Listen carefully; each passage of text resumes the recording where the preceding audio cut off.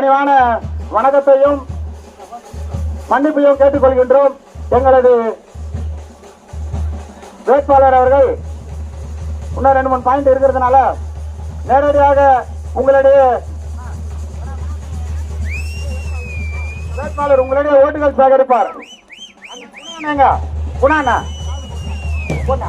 முன்னாள் முறை அவருக்கு நீங்க ஒரு சவுக்கடி கொடுக்கணும்.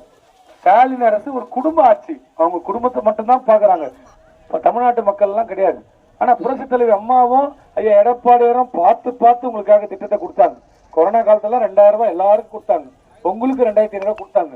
விவசாய கடன் தள்ளுபடி பண்ணாங்க. எல்லாருக்கும் ஒரு திட்டத்தை கொடுத்தால் அனைவருக்கும் சமமாக போய் செல்ல வேண்டும்.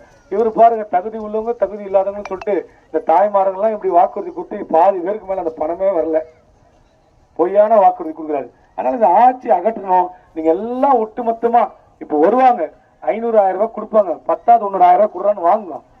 அந்த பொய் இல்லக்கா, உண்மையா சொல்றேன். அவன் பணம் வச்சுக்கிறான், அவன் லட்சம் கோடி ஆளு, அவன் பணக்காரன், நான் ஏழை.